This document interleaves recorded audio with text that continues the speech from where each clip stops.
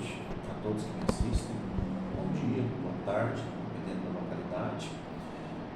Vamos estar iniciando a nossa quarta aula, a sequência de aulas do nossa progressão de conhecimento, no critério científico, desenvolvimento de trabalhos, seja para um mestrado, um doutorado, composição de artigo científico, entendimento desse funcionamento.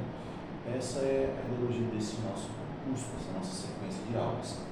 Agora, a gente vai estar trabalhando a respeito da organização de conteúdos e tópicos para uma tese de acordo com as normativas da Integralize, Mas não somente deles, a gente vai estar utilizando algumas concepções básicas que podem ser utilizadas em qualquer escrita de tese, de doutorado. Isso é muito importante para você ter uma melhor concepção do tema.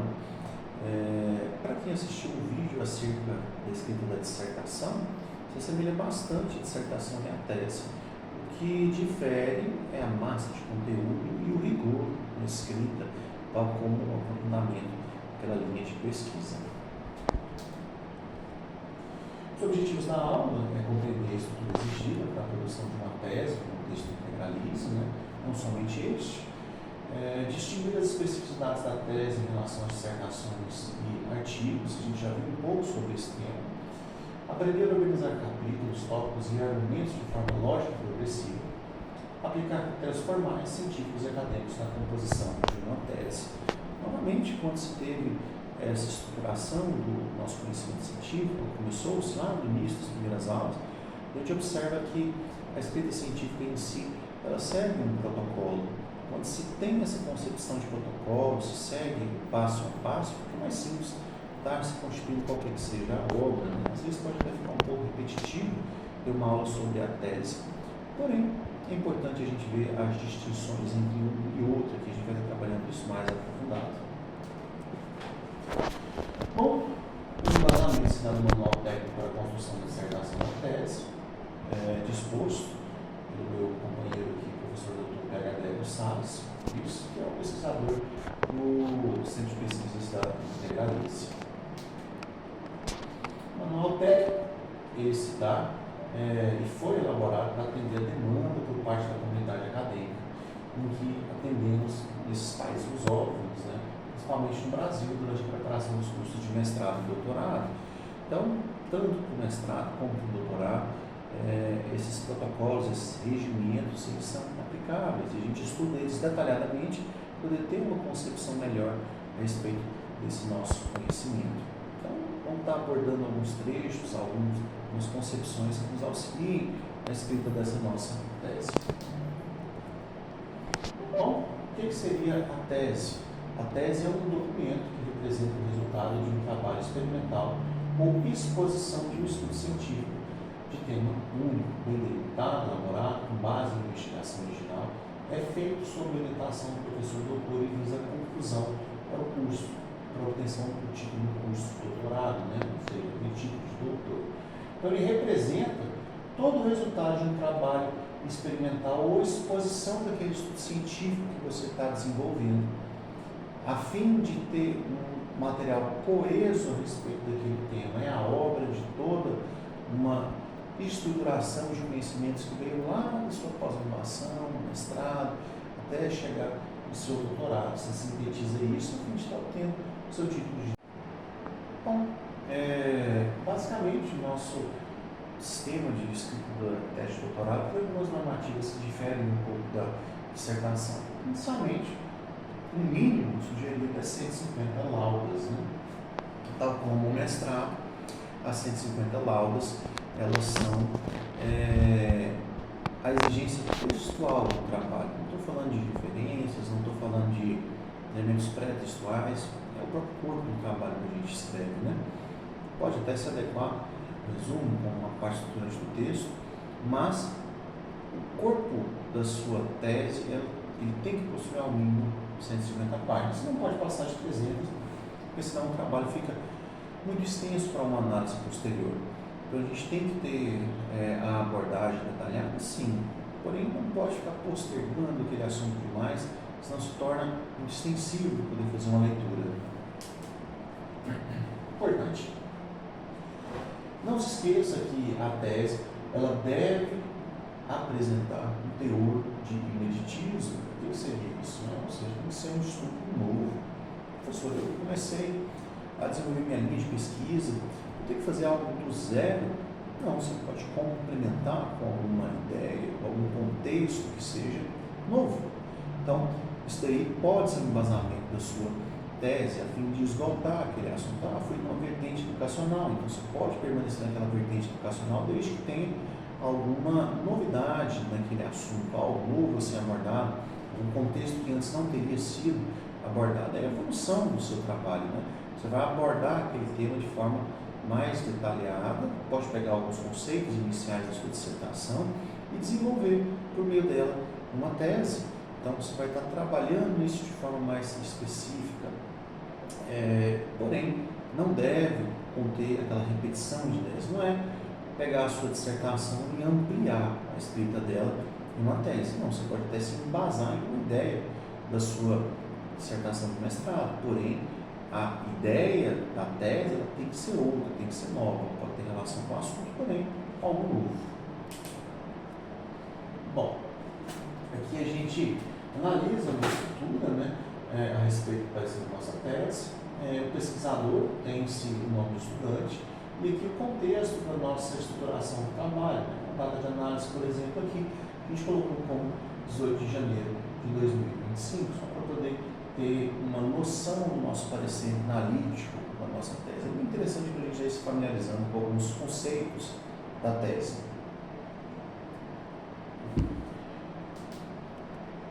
Bom, então olha só, isso aqui está no nosso manual, né? Prezado pesquisador, desde que confiar a análise da sua tese, saiba que é uma honra ter um partido grande desse grupo seleto de pessoas que dedicam sua vida aos estudantes, à pesquisa, acreditando em dias melhores através da educação. Isso aqui pode ser, por exemplo, uma estrutura informativa a respeito de você, pesquisador, que está iniciando nesse nosso contexto de estudo. Então, a gente tem essa concepção de gratidão. Quais são as instruções para o orientador, nós que estamos no papel de orientador? A gente tem que marcar uma avaliação adequada para cada critério, ou seja, quando se tem um processo da análise da sua tese, a gente tem um procedimento analítico específico. A gente está analisando, por exemplo, a introdução dela. Vou dar um tempo básico para poder fazer aquela análise introdutória e dar um retorno. Cada um dos marcos do seu desenvolvimento teórico faz essa análise específica e assim por diante, né? A gente tem campos de comentário que pode estar se utilizando para poder estar fazendo esse procedimento de análise, que é mais para o orientador, né? Porém, você que está fazendo doutorado pode vir para orientar uma pessoa também, quando você atingir essa titulação de doutor. Então é interessante conhecer. E no final você preenche o seu resultado fornecendo justificativas, caso necessário, essas justificativas.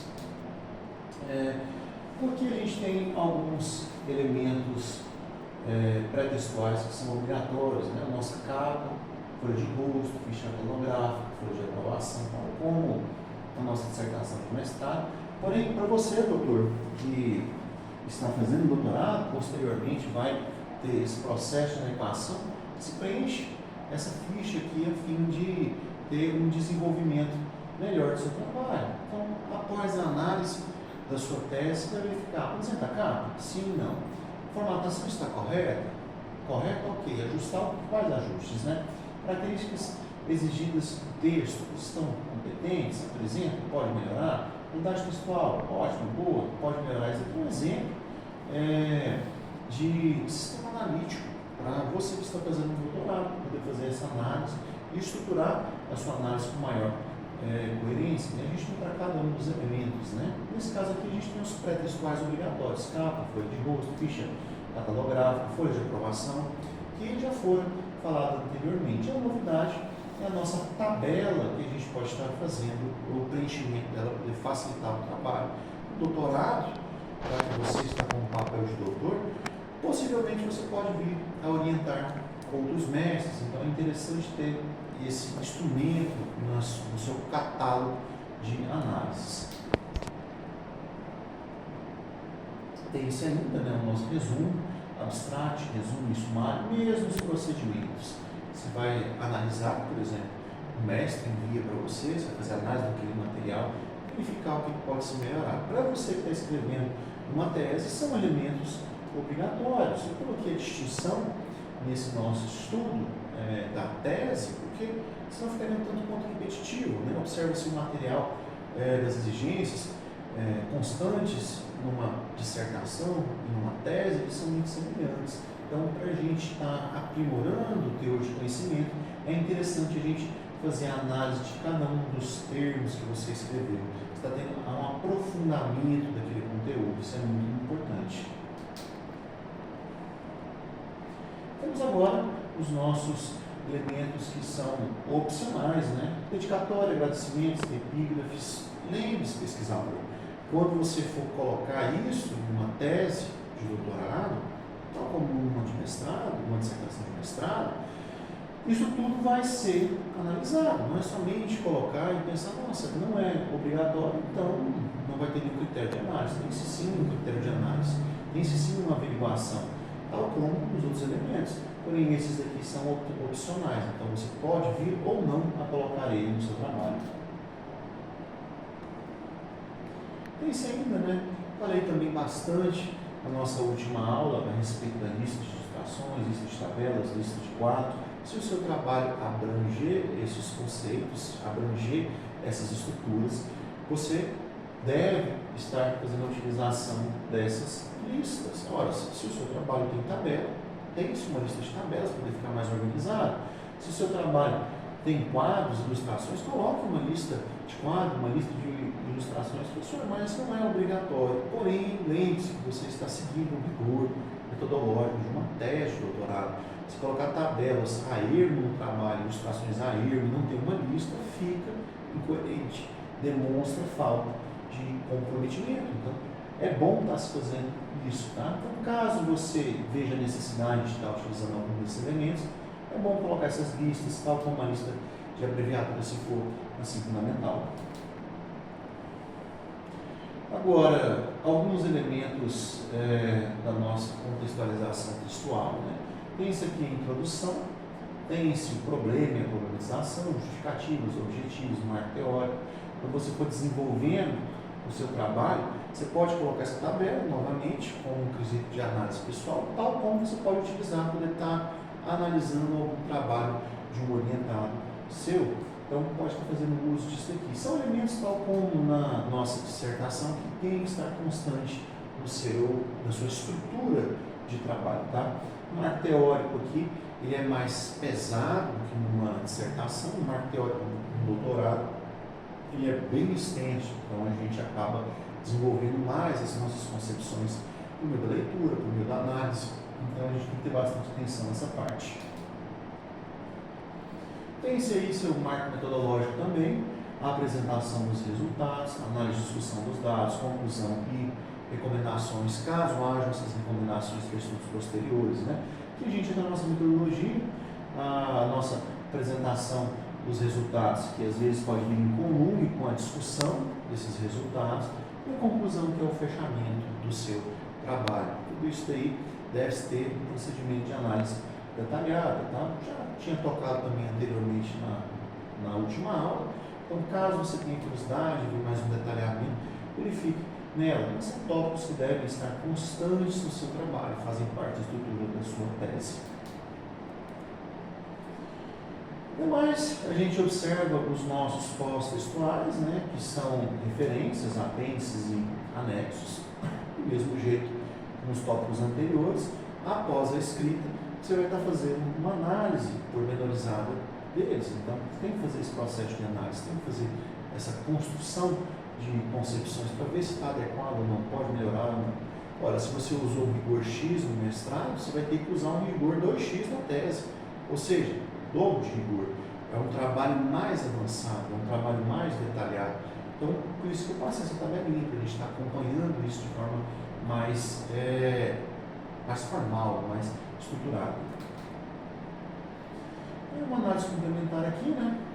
Essa análise aqui é o nosso corpo de escrita do próprio trabalho. Feito tudo isso, você vai para a parte da análise concreta, da sua obra. Primeiramente, o imeditismo. Seu trabalho apresenta imeditismo? Seu trabalho é algo novo na comunidade? Ou é uma ideia já por muitas vezes tratada, retratada, analisada? O trabalho de uma tese tem que ser inédito. Não pode ter uma versão anterior que já trate daquele tema de estudo. Tem que ser algo que vá trazer uma inovação, né? Esse protocolo científico é exigido. Então, você analisa, fez o seu trabalho, faz as pesquisas, faça as suas análises de plágio, que isso é importante também, faça a sua análise de pliasma, verificar se não houve nenhum tipo de congruência com a ideia de outro autor. Ademais, verifique se a sua ideia é nova, se apresenta ineditismo, ok. Se não, você vai ter que reconstruir todo o trabalho, é um trabalho muito extenso, por isso que te serve de ponto de atenção. Pode acontecer aqueles casos que existe uma parcialidade naquela análise, ou seja, o trabalho ele tem algumas partes que são novas e outras partes que nem tanto. Então, vai precisar de algumas correções nesse caso. As laudas, né, que são as folhas do seu trabalho, será que ele tem um corpo textual 150 folhas? Tem que ser analisado também. Relevância do título. Seu título apresenta relevância, o seu trabalho é relevante, mas seu título ele é bem comum. Então, ele tem que fazer uma inferência que se justifique pelo trabalho e vice-versa, né? O seu trabalho tem que se justificar pelo título. Então, ele precisa desse teor de atenção. Quais são os impactos da sua pesquisa? A pesquisa vai ter impacto? Não vai ter impacto? Vai ter um pouco de impacto? E a gente tem que primar o nosso sim. Existe originalidade na apresentação do seu trabalho? Após feito isso, quando você passar por uma banca de análise daquele trabalho seu, como foi a concepção do autor? Ora, às vezes o indivíduo desenvolveu um trabalho de alto primor, ou seja, um trabalho bem elaborado, bem estruturado, e foi apresentar aquele trabalho e não conseguiu adquirir esse nível de proficiência. O que será que aconteceu, né? Olha, o trabalho está tão bem estruturado, mas a pessoa, na hora que foi defender a sua tese, ela não conseguiu ter esse teor de primor na apresentação do trabalho. Geralmente porque houve algum intercurso no processo de construção do trabalho. Ou ele não fez ele totalmente, ou ele pegou alguma parte daquele trabalho e complementou com outra. Então, a originalidade na apresentação, ela não pode ser parcial e nem pode ser negativa, ela tem que ser total, você tem que ter domínio daquele tema. Então, você tem que ter uma apresentação original. E as suas referências, como via de regra, pede-se referências com menos de 10 anos de idade. Porém, eu gosto de referências atualizadas com no máximo 5. Então, recomendo a todos aqueles que estão escrevendo pegarem materiais atuais para evitar esse tipo de discrepância. Às vezes, você está desenvolvendo uma ideia que ela já foi até modificada com o passar do tempo, foi contestada, não é mais vigente, porque você pegou um material muito antigo. Então, a gente evita isso. É certo aqueles materiais que a gente já conhece como um renome maior, ou seja, são materiais realmente de referência, né? Então, tem esses detalhezinhos. Análise do conteúdo, né? E o conteúdo da sua tese? Tem clareza e coerência? É excelente? É bom? É regular? A gente busca sempre a excelência em uma tese. O bom é aceitável? É. Porém, a gente tem que primar pela excelência. É um trabalho que tem que ter uma relevância. A justificativa de relevância acadêmica, como que ela está? Vou fazer essa análise sua. Como é que ela está? Ela está boa, está excelente, regular? Mesma coisa da profundidade do referencial teórico, metodologia clara e adequada. Um tocante para essa profundidade do seu referencial teórico, que na dissertação a gente já faz um estudo do campo generalizado. Na nossa tese, a gente tem que aprofundar ao máximo aquela via. Sempre se busca estar esgotando o assunto. Na dissertação a gente já começa esse processo de esgotamento para poder entender o campo geral. Porém, ela é mais abrangente, ela pega uma ideia mais aberta. Já a tese ela fecha aquela ideia, aquela ideologia, aquele contexto. Então você precisa estar fechando isso o máximo possível e obtendo profundidade naquele assunto para poder se tornar uma referência. Metodologia, claro, tem que ser adequada ao seu estudo e a qualidade da análise dos dados também é importante.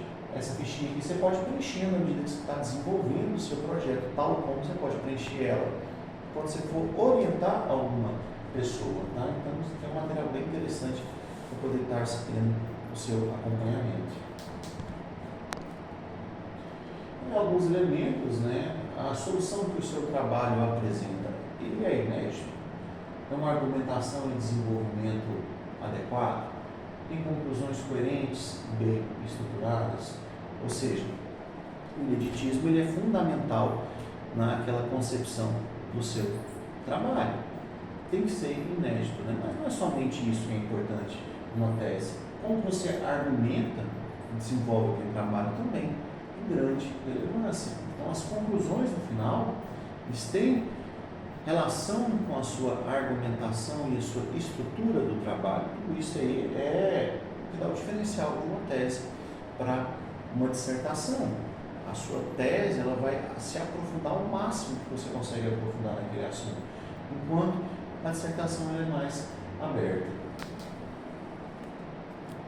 Então, a partir desses critérios, a pessoa vai avaliar a sua tese como aprovada pela comissão do departamento na fase final, ou aguardando os ajustes. Aí você vai verificar quais ajustes, os ajustes são bem extensos, né? E aprovada após as correções nos ajustes, né? Geralmente, quando a gente coloca o aguardo, após os nossos ajustes, a gente já tem a aceitação do trabalho. Então, isso aqui é como se dá o procedimento de desenvolvimento da correção da análise da sua tese. Que também é um corpo de atenção que a gente coloca no procedimento de análise, né? Atenciosamente, apenas serão válidas as assinaturas eletrônicas emitidas diretamente pelo sistema GOV. O orientador, geralmente o orientador e o supervisor, eles têm assinatura GOV. Quando você for estar trabalhando com o acompanhamento de algum docente ou discente, geralmente são professores que fazem esse processo de qualificação para dissertações, de mestrado, para poder fazer o seu mestrado, ou então composição de doutorado, fazer a sua tese. Quando você acompanha eles, você tem que ter uma assinatura oficial. Caso você não tenha, seria bom estar fazendo o seu GOV, poder ter uma assinatura válida em todo o território. Então, isso daqui é o que dá validade. O nosso processo também de submissão na tese segue esse critério. Você, como doutor futuro, também vai ter que seguir esses protocolos. Agora, falei como que funciona o procedimento de análise e correção, também estruturação do seu trabalho, como você pode estar se autoavaliando para poder compor o trabalho. Vou falar um pouquinho da orientação para o desenvolvimento do seu trabalho final, a sua tese, né? Por orientação, o trabalho final, existem algumas regras que devem ser cumpridas de acordo com o nosso manual técnico, né? Cuidado com o uso do chat GPT para elaboração de trabalho, para pesquisa, para compromisso científico, deve ser muito bem escritas, com ética e responsabilidade. Vivemos na era digital, sabemos o uso dos chats informacionais por meio da inteligência artificial, chat GPT, Gemini, entre outros. A gente tem o conhecimento que eles podem ser ferramentas que te auxiliam no processo de pesquisa, que te auxiliam no processo de desenvolvimento do conhecimento, mas jamais pode ser uma ferramenta que embasa todo o seu processo. Então, você, pesquisador, não pode pedir para um chat estar desenvolvendo um trabalho para você, desenvolvendo quiçá um artigo.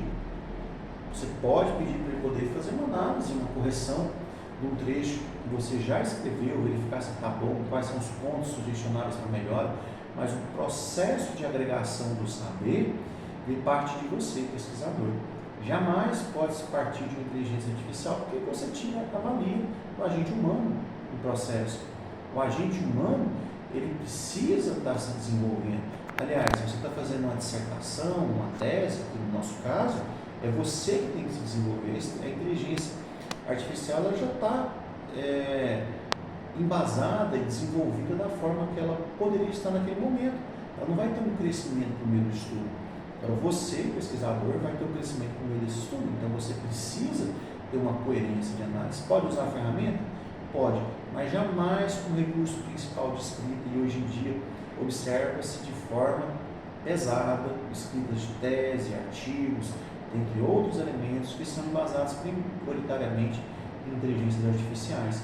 Isso acaba ocasionando um empobrecimento do conhecimento científico. Ah, professor, mas a gente tem inteligência artificial para estar nos ajudando mesmo.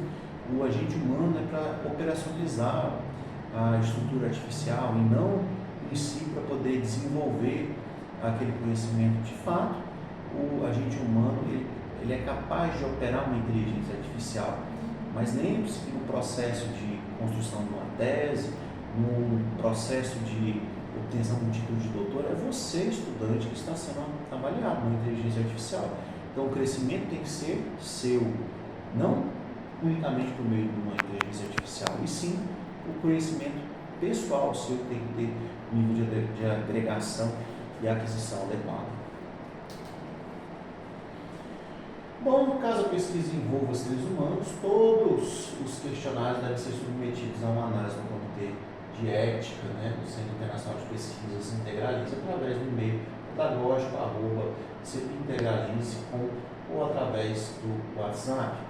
Não somente no Integralize, mas todas as pesquisas que envolvem o agente humano precisam passar pelo Comitê de Ética, porque existe uma normativa rigorosa na exposição de dados e resultados, tal como no trabalho desses dados e resultados, quando envolve seres humanos. Então, não é somente, eu vou fazer uma análise quantitativa das pessoas e seu aprendizado no ensino básico da minha cidade, na 7ª série.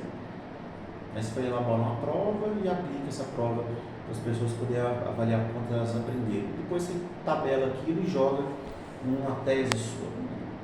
Não pode fazer desse jeito, tem que passar no Comitê de Ética para ver se está seguindo os protocolos que são expostos a rigor, que seguem as nossas NBS, os nossos protocolos internacionais. Por quê? Para evitar maiores dores de cabeça no futuro. Quando se trata de um agente humano, existe todo um processo ético envolvido por trás. Não pode simplesmente fazer pesquisa, tem que passar por essa análise do comitê. Bom, buscando uma visão humanística para qualificar a experiência de ambos os estudantes e docentes, citamos: a ciência apenas existe nas pessoas. Qualquer projeto científico tem o seu impulso criativo e o seu processo, a sua conclusão provisória numa pessoa ou em várias pessoas. O conhecimento, mesmo o conhecimento científico, é aquele que é subjetivamente aceitável. O conhecimento científico só pode ser comunicado àqueles que estão subjetivamente preparados para receber a sua comunicação. A utilização da ciência apenas se dá através de pessoas que procuram os valores que significam alguma coisa para elas. Rogers, 1991. Esse contexto, ele infere na principal valia de você, pesquisador, estar desenvolvendo o seu próprio trabalho, seguindo os critérios e rigores específicos do desenvolvimento dele. Porque o agente humano é a pessoa que está se desenvolvendo. Por mais que desenvolvamos a sociedade a um ponto que as máquinas, os computadores, os softwares sejam capazes de estar trabalhando sem tanta necessidade da ajuda do agente humano, sempre vai se tratar do ser humano. O crescimento pessoal e profissional, no nosso caso, o crescimento acadêmico, ele parte da premissa pessoal e vai para a premissa pessoal. Então, o conhecimento científico não é diferente. A gente tem essa constituição do conhecimento científico e aprimoramento, seguindo todo o princípio ético, por meio da pessoa, através da pessoa e chegando nas concepções que aquela pessoa busca desenvolver para o seu futuro. Então, às vezes, utilizando algum artifício, alguma ferramenta que torne aquilo mais fácil, você pode até agilizar o processo. Mas você, como indivíduo constante e permanente no seu processo de crescimento, está se prejudicando. Então, lembrem-se disso. Está sendo bem interessante, Acaba que a ciência existe nas pessoas. Se não existissem pessoas, não haveria ciência, Regras gerais de formatação do texto. Contra as formas de apresentação gráfica, esse manual adota as recomendações da NBR 14724, que é a Associação Brasileira das Normas Técnicas. Redação. Utilize um estilo preciso, objetivo e claro, para que o leitor consiga entender um raciocínio das ideias do autor de uma forma direta. Procure escrever os textos na terceira pessoa, ou seja, ao invés de utilizar a minha pesquisa, as minhas análises, utilize esta pesquisa, estas análises. No texto científico, ele segue essa prerrogativa da terceira pessoa, Então, quando você for fazer a análise redativa do seu projeto, verifique se o tempo verbal está correto, se a que é muito importante e muitas vezes incorre nesses tipos de falha. Escreva também na voz ativa ao invés da voz passiva, pois a leitura torna-se de mais fácil compreensão. Evite usar adjetivos e generalizações, né? Seja ator da sua própria escrita. Adjetivações excessivas e generalizações empobrecem essa escrita e deixam o trabalho mais confuso e de difícil compreensão. Formato de impressão, né? Os textos devem ser apresentados em papel plano, formato A4, 21 por 29,7 cm, digitados em cor preta, com exceção das ilustrações que podem ser coloridas, e com layout de orientação retrato. Em caso de impressão, deve-se usar apenas um anverso, ou seja, aquela frente da folha. Geralmente, em trabalhos, até mesmo o seu TCC, né, você usa somente um anverso para poder prejudicar, para evitar que o prejuízo, para não ter o fato de se prejudicar a folha de questão. A folha tem que estar uma folha limpa, não pode ser frente e verso. Você lê uma frente sem manchas, sem marcas colaterais de uma outra impressão. Então, um exemplozinho, né, das nossas marginações, 2, 3, 2 e 3. Só configurar o nosso documento Word que você já consegue essa marginação adequada. Fonte. A fonte geralmente é a Times New Roman ou a ideal, né? Dependendo do edital vigente, você tem que verificar qual a fonte que está regendo o seu processo. Eu gosto muito de utilizar a Times New Roman. O texto ele é tamanho 12, legendas e tabelas de ilustrações, informações adicionais ou explicativas e fonte de origem de tabelas de ilustrações no tamanho 10, com as citações longas de mais de 3 linhas, tamanho 10 também, tá? Atenção nesses quesitos de formatação. Às vezes você coloca uma citação longa, tamanho 12, aí a gente pode acabar entendendo que aquilo lá faz parte do seu texto, não é uma citação. E aí, quando for jogar no problema de plágio, né, acaba pegando como um plágio. Se bem que, tanto em teses como em dissertações, evite usar o excesso de citações. A citação para poder dar uma continuidade na ideia, ou estender o assunto, para poder estar se adequando à estrutura da escrita, àquela concepção. Jamais deve ser a base principal do seu corpo de escrita. Tá? Você não pode fazer um trabalho que tenha mais de 10, 15 citações num capítulo. Eu recomendo, no máximo, uma citação curta para o capítulo da sua tese, para o capítulo da sua dissertação, porque senão você vai acabar tendo um empobrecimento do seu trabalho. As notas de rodapé, tamanho 10 também, títulos sem indicativos numéricos, por exemplo, anexos ou apêndices, tamanhos 12, negrito, letras maiúsculas, títulos das partes ou capítulos, seções primárias, tamanho 12, negrito, letras maiúsculas também, títulos de seções secundárias, tamanho 12 e letras maiúsculas.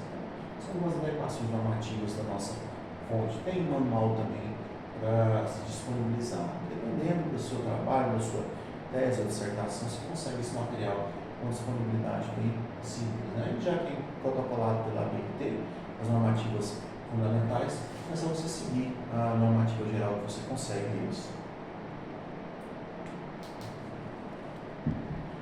Continuando ainda, né, para poder estar falando um pouquinho mais da fonte, os títulos das secções terciárias no tamanho 12, negrito, letras minúsculas, excetuando-se a primeira letra, que deve estar em maiúsculo. Os títulos das secções quaternárias, tamanho 12, itálico, letras minúsculas, excetuando-se a primeira letra, que deve estar em maiúsculo. Títulos das secções quintenárias, né, caso você chegar nela, tamanho 12, sem destaque tipográfico, letras minúsculas, excetuando-se a primeira letra.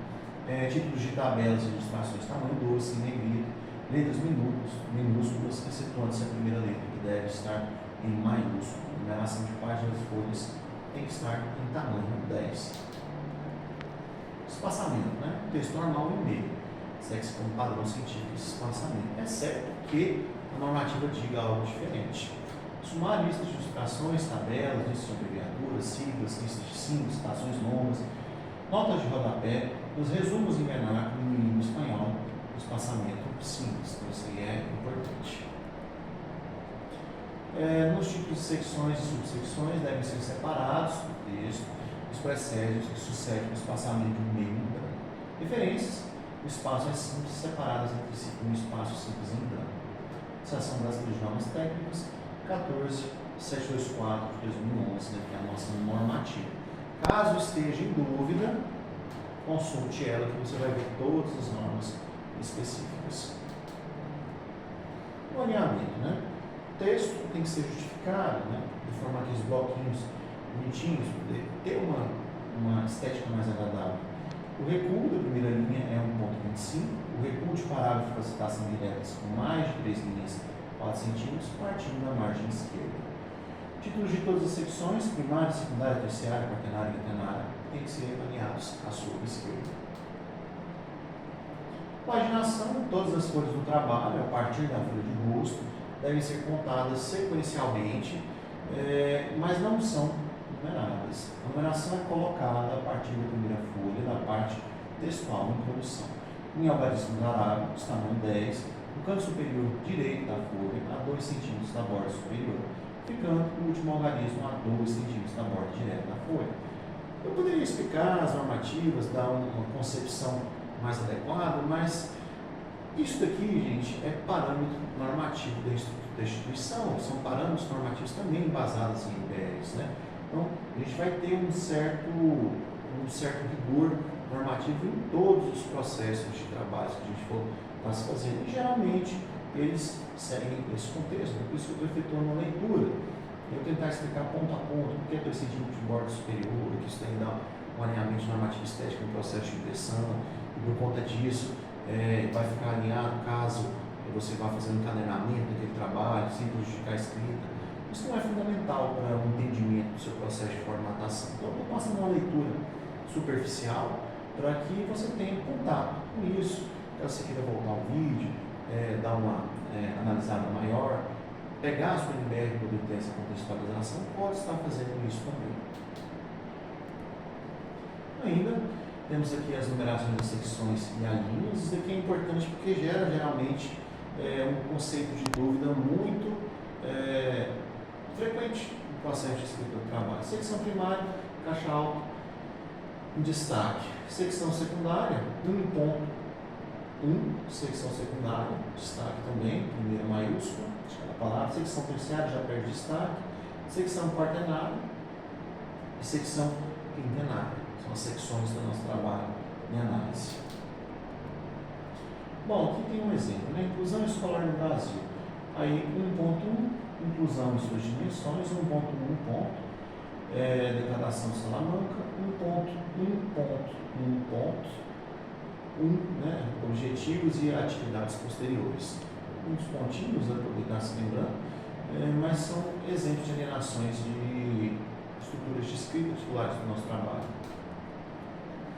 Organização de tópicos de desenvolvimento argumentativo, define subtítulos a partir de objetivos específicos, articulam a teoria, método e dados de forma progressiva, elaboram títulos coerentes e desdobramentos argumentativos consistentes. A prática da escrita, parágrafos do tema, argumento e evidência.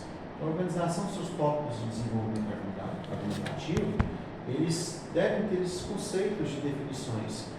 Então, tem que ter uma certa atenção para isso. Então, tem que ter essas definições, tem que ter essas análises coerentes para poder evitar essas falhas do processo de escrita. Quais são as dificuldades comuns na organização de uma tese, né? A falta de clareza na hierarquia textual, conexão fraca entre capítulos teóricos e empíricos, tese com estrutura de dissertação, sem inovação teórica e metodológica, redundâncias e excessos de subdivisões desnecessárias. Então, essa primeira aí, que é a falta de clareza na hierarquia textual, tem que ter uma atenção muito grande, né? Tal como eu falei no mestrado, na aula pertinente ao mestrado, né, que é a escrita da sua dissertação. Se a gente não tem clareza, não tem um ordenamento da escrita textual, a gente não consegue estar desenvolvendo essa aula. Então acaba que gera uma conexão fraca entre os capítulos teóricos e empíricos. Não tem que ter essa concepção.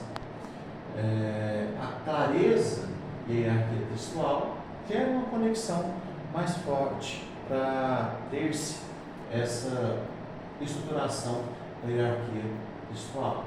a tese com estrutura de dissertação, sem inovação teórico-metodológica. Você fez sua tese baseada na sua dissertação, mas não teve inovação teórica ou metodológica. Você teve a perda daquele processo de desenvolvimento do conhecimento. Então, isso daí é uma dificuldade muito comum. A pessoa acredita que a tese é uma expansão da sua dissertação, única somente isso. Não, não é fato. Você pode até embasar o seu escrito da tese na dissertação, porém jamais é somente uma extensão. Você vai ter que aprofundar, desenvolver novos ideais, novas concepções. Então, para poder estar tendo essa escrita coerente. Redundâncias e excesso de divisões necessárias. Então, se você fazer um capítulo seja repetitivo, está sendo redundante. Você já falou aqui no capítulo anterior, mas você quer encher o trabalho para poder atingir a cota de páginas adequadas. Você acaba virando um contexto de redundância e excedendo a prerrogativa básica do seu trabalho. Então, não faça as subdivisões necessárias. Não seja redundante. Faça o que tem que fazer. Seja objetivo na sua escrita. E o que caracteriza uma tese? Né? A tese deve apresentar uma contribuição original, honestidade teórica e análise aprofundada. Honestidade teórica, aliás, que é maior que a sua dissertação de mestrado. Então, é um trabalho de maior peso. É um exercício de autonomia intelectual e domínio metodológico. Após a escrita da sua dissertação de mestrado, você já ficou pronto para adentrar naquele procedimento de escrita da sua tese. Escreveu sua tese, quer dizer que você tem autonomia de saber, autonomia de desenvolvimento científico. Então, já tem uma capacidade de produção intelectual elevada. E esse é o fundamento do seu doutorado. E a tese é o produto que você acaba produzindo ao final dele. Então, isso aqui acaba se tornando um exercício para estar se especificando a sua autonomia como pesquisador e indivíduo sapiente. Resumo da organização dos capítulos. O capítulo 1 é a introdução, problemas e objetivos. Capítulos 2 e 3, fundamentação teórica. Capítulo 4, metodologia. Capítulo 5, resultados de discussão. Capítulo 6, conclusão. Essa daqui é a divisão dos seus contextos de capitulações presentes na tese. É o que tem que ter no seu trabalho, tá? Então, lembre-se que cada estrutura dessa tem uma normativa específica para poder estar se desenvolvendo. E sigam essa normativa para poder estar desenvolvendo esse conhecimento de forma adequada. Se seguir esse resumo organizacional, você consegue estar estruturando uma tese de forma sequencial. Se você utilizar aquela tabelinha que eu passei anteriormente, você vai estar se avaliando constantemente para poder verificar se você está seguindo o protocolo correto, se tem o que melhorar em cada uma das secções de escrita. Quais são os erros frequentes na organização de uma tese? Excesso de citações desconectadas do objetivo. Por exemplo, você pega um autor que não tem a ver com o aspecto de estudo, é uma citação desnecessária. Organização em blocos soltos, pega um contexto e coloca em outro contexto, e aquele bloco fica a ermo do que você precisa estar desenvolvendo no trabalho. Um início teórico frágil, sem aprofundamento adequado, e por conta disso, se esse início teórico é frágil, sem aprofundamento, você acaba perdendo a coesão do seu trabalho. E a repetição da estrutura da dissertação, sem expansão teórica e metodológica. Essa repetição da estrutura da dissertação, sem expansão teórica e metodológica, é quando você acredita que acabou a capacidade de estudo sobre aquela área e fica repetindo o tema para poder simplificar o processo de preenchimento do trabalho. Então, por conta disso, o trabalho fica desgastante de se ler e é errado numa concepção geral. Então, por conta disso, tem que se ter atenção nisso. Considerações finais. Com isso, deve-se verificar que cada secção conforme os critérios da integralize, né? Quando você chegar num processo de desenvolvimento da sua tese, você vai ter um manual para poder acompanhar, você vai ter um procedimento, um protocolo, Passei essa tabelinha anterior. Com o desenvolvimento daquele trabalho, você consegue ir averiguando se está coerente o seu processo de pesquisa. Isso aqui segue padrões específicos também para a integralize, né? Como centro de ensino, ela tem que seguir esses padrões. Você, pesquisador, tem que ter a coerência e a competência de estar desenvolvendo esse trabalho da melhor forma possível. Então, tenha um critério com suas análises, tenha um critério na escrita de cada parte do seu trabalho. Se você tiver esse critério, essa afinidade de comprometimento com sua obra, você vai produzir um trabalho de relevância maior. Então, tenha atenção nisso, tá? Tenha o seu comprometimento. Então, eu agradeço a todos vocês pela atenção, pelo tempo disposto e até uma próxima.